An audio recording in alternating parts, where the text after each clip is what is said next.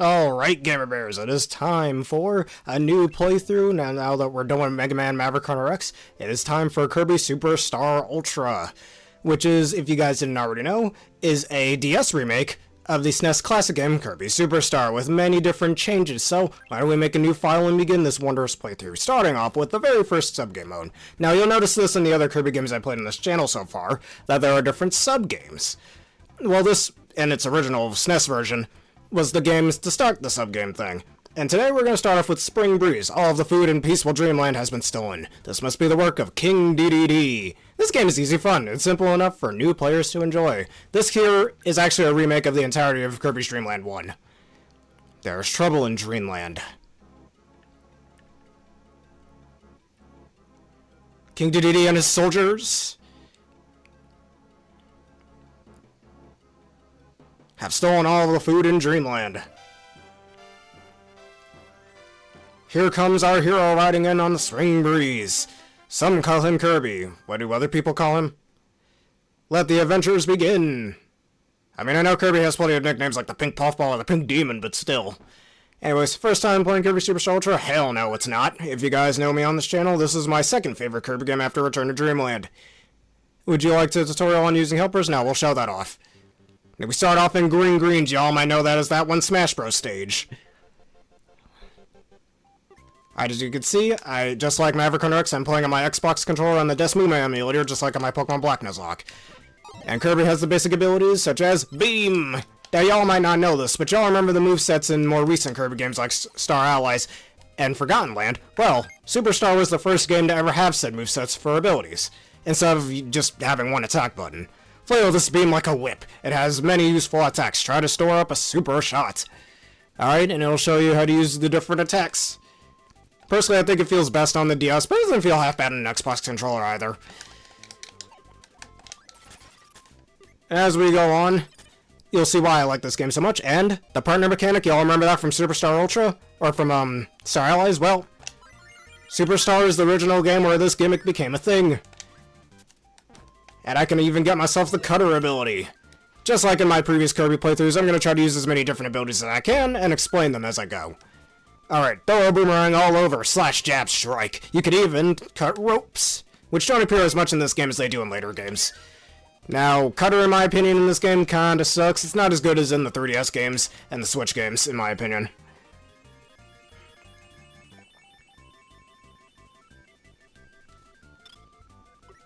Alright, we have ourselves a Poppy Bro.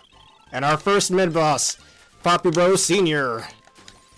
He's pretty much the easiest mid-boss in the game. He is the first one you run into after all anyways, so it makes sense. Alright, and if you throw your ability hat and make your partner run into it, they will get said ability. And now here's the bomb ability. It sucks in this game, I'll be honest. Pretty much your only moves are throwing a bomb, angling said bomb, bomb bowling, which is kind of hard to execute, and bomb dropping, and that's kind of it. Doesn't really have much else going for it like in later games. Especially compared to Forgotten Land, but then again, give this game some slack. It was originally came out in 1996, and later remade in 2008 as we are playing right now. Alright, this polar bear, guys, I was about to say he had a lot of HP, but not really.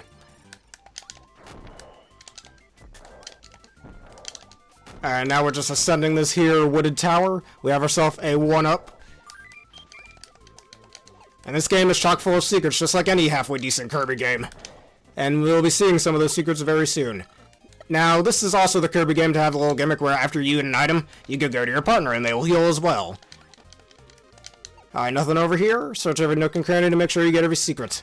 And I don't know what just happened there. It was a weird little glitch I've noticed in the emulator, but just disregard it. Alright, now we have Wispy Woods, a tree. The original big bad boss of Kirby. And actually, wait, just like in later games, this was also the first Kirby game to have, well, different dialogue, but I guess bosses don't really have that, in like telling you about the lore of said boss. But anyways, now let's grab the star, and we're done with this segment of the stage.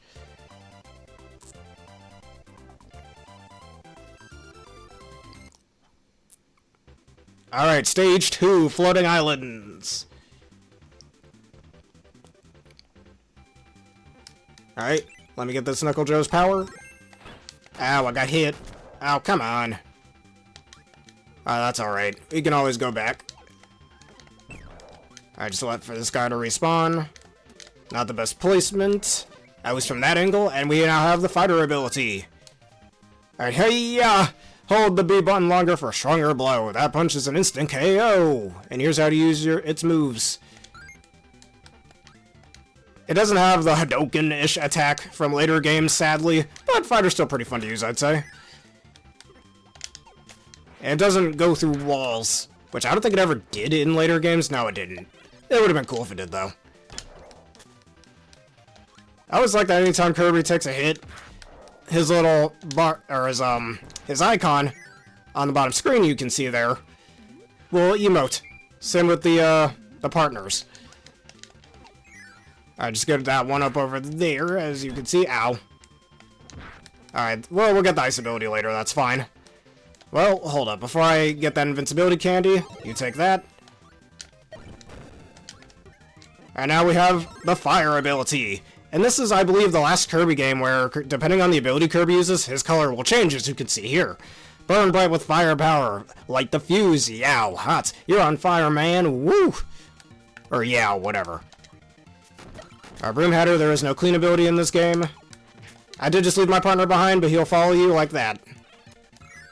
And now here comes everyone's favorite boss, Mr. Flosty. I'm just waiting for my invisibility to run out. Should be running out anytime soon. Alright, if my partner would just get over here for a sec. Here we go. And now, ice ability. Freeze foes with icy breath. Kick the ice cubes into others. When you dash, you skate. And here's this moveset. Hello, Aaron, how you doing today? We have ourselves the second best Kirby game ever created.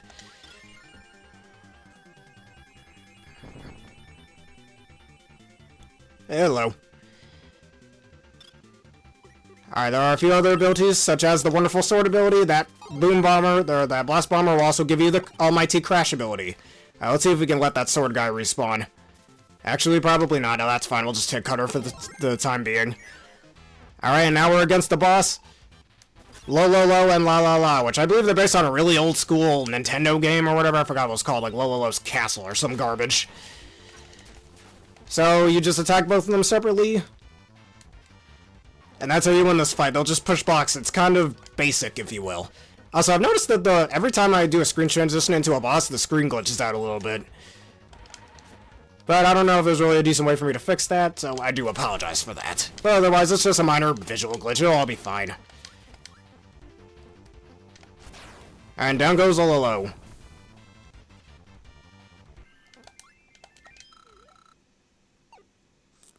And I forgot to mention, but I used to play this game all the time back in the 4th grade on my DS. I don't have that particular old copy, but I do have another physical copy of this game. But anyway, Stage 3, Bubbly Clouds. And I got really good in this game when I was 10 years old, too.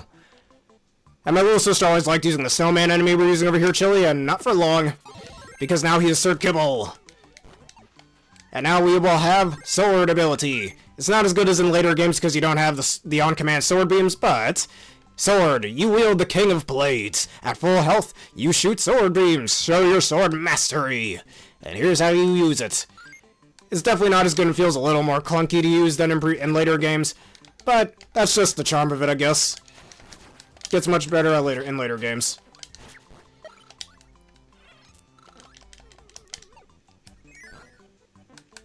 Alright, now we have ourselves another new ability. Here, take this. We have... Mirror! This is the only other Kirby game besides Planet Robobot to have this ability. And the SNES original, of course. This mirror has odd powers to deflect projectiles or project doubles of yourself. Alright, Mirror Cut, Reflection Force, Mirror Body, and Reflect Guard. So most of its attacks will block projectiles, which is really cool, though not many enemies use projectiles, though a good number of bosses use projectiles, though. Like if we use that against this Sir Kibble sitting over here, ow, that's really mean. Ah, come on, man, I was demonstrating something there. Oh, whatever, this screen was always a little funny to me. Just don't jump wrong. Ah, I almost died. Alright, now we have ourselves another mid-boss. Poppy Bro, or Kracko Jr. Y'all remember Kracko? Well, here's the junior version of him, apparently. I don't know how that works, but whatever. Alright, he'll shoot bombs. If you absorb those, you can actually get the bomb ability. And now he's dead.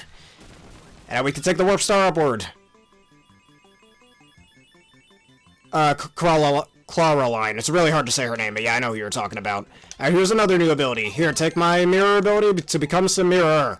If we take the mic enemy... Too bad that this didn't become a thing until Return to Dreamland, where he'll get his little mic hat. Here, he's just glowing. Yeah! Oh, yeah! Yabba dabba, yeah, or yabba jabba. Yeah, yeah, yeah. Sing 3 times to silence all. Alright, microphone, desk mic, and stand mic. You only get 3 attacks every time you use mic. The first time, you get a nice little screen nuke. Even though it's nerfed in later games, but who cares? Second, does even more damage to enemies, though it's really bad against bosses, so do remember that. And this doesn't really do anything, but there's something I'd like to showcase off as well. If you ever get tired of having your partner around, just delete them like that, take their power. With the X button, at least that's how I have it on my Xbox One controller. If you're playing on the DS, yeah, use the X button. Or if you're playing the SNES original, use the X button or whatever the topmost button is on the SNES controller, because I am not really familiar with those. That's who you'd like me to raid. That's okay. There's a Maxim Tomato down there, but we're not going to bother getting it. Alright, and there's a nice little secret as well in this screen specifically. I'm not gonna lie, when I was testing this, I never knew about this secret until just recently, and like I mentioned, I've been playing this game since elementary school. Now, I remember even getting it, y'all remember the store Blockbuster, right? I remember even getting this game back at my old Blockbuster when they were still open. I only had it temporarily in the 3rd grade, and then a year later got it permanently. Now, if you go all the way up here, into this moon, you can actually go into the background, and you'll fall, and get a lot of nice goodies. If you want to fall slowly like this, you can get the HP. And this nice little 1-up. You'll get a lot of 1-ups throughout this game, by the way, just saying.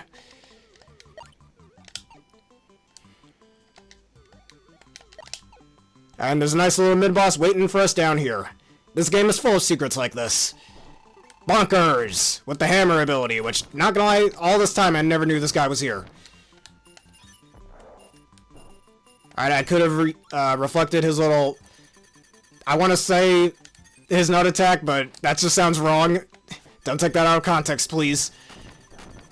The coconut attack, let's just call it that. Anyways, we have our Samira Reborn, and now we get the most broken ability in the game. The hammer ability. Like I've mentioned in previous playthroughs, this ability is cracked, no matter what game it's in, I swear, due to its immense power. Hammer. This hammer packs a wallop. Punish stakes and blocks. When it's on fire, foes beware. Alright, hammer, swing, giant swing, ultra giant swing, hammer flip, the strongest attack in the entire game that isn't a screen nuke, and hammer throw. Alright, this little fire attack does a total of 80 damage, even to bosses. It's wicked powerful. And later games show that off too. And now here we go, a fight with Kracko. I don't know how the hell Kracko Jr. became Kracko, make that make sense, but whatever.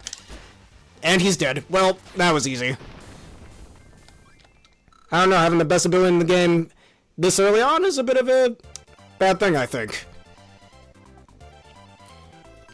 Yeah, the more Waddle Dees you rescue, you'll develop the village more. Alright, and the final stage of Spring Breeze, Mt Dedede. Mt Dedede's nuts! Oh! Anyways. Alright, we come on in here. Thanks to the warp star in the cutscene, we can go into the store to fight King Dedede. However, there are a bunch of other enemies over here to give you abilities if you want. Y'all know me, I'm not the biggest fan of Purcell, but we'll show that off in a later episode. Alright, now let's go on in here. Yeah, forgive me for those visual glitches, they don't look right. Alright, King Dedede is just getting his ass beat. His attacks are pretty much very reminiscent to his fight in Kirby's Dreamland. Also, that scream he does is frickin' comedy gold.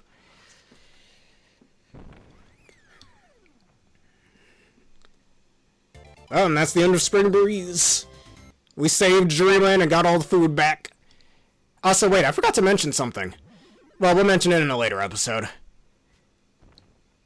Because in that battle screen, while we're fighting Dedede, there's actually a lot of references to characters. Specifically Mario characters. You'll see Mario in the background, Peach in the background, Luigi in the background, Wario, if I remember correctly. I'll show it all off in a later episode, don't you worry. Alright, now here's just credits that go by extremely quick. As Kirby becomes a giant-ass balloon and flies all the food around Dreamland over the water, by the way, but whatever. I hope the squids down there are enjoying it. But like I was mentioning, Played this game a lot back in the 4th grade. Honestly, there was a time where this and like Pokemon Heart Gold, I was playing and Pokemon Black and White. I was playing non-stop back in elementary school. It was quite fun. Nice memories indeed. I kind of want to see a speed run of Spring Breeze at some point in the future as well. Maybe I'll give this a little try too, since you saw how fast I went through that. Thank you for your safety checks.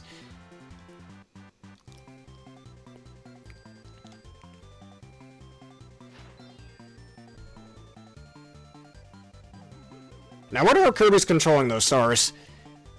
Because those are the stars he collected throughout this mode. And were all the Waddle-Dees just sitting there waiting for the food to come back? Whatever. To be continued.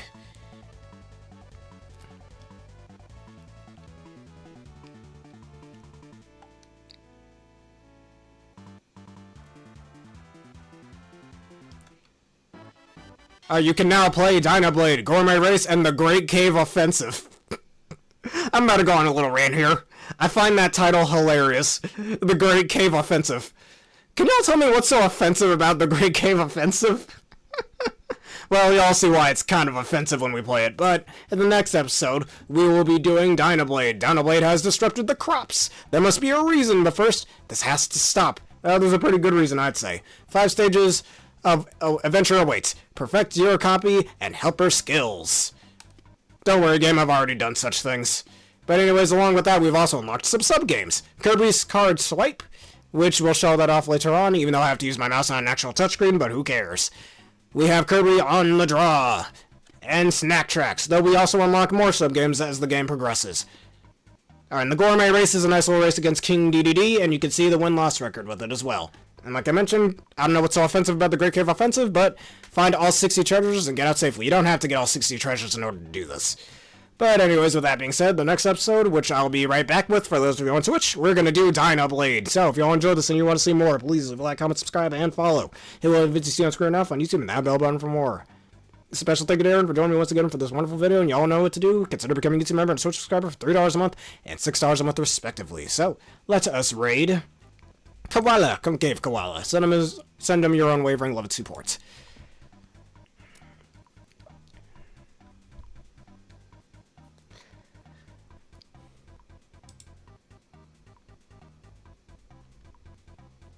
And he's playing Tunic, whatever that's called. Alright, here you are.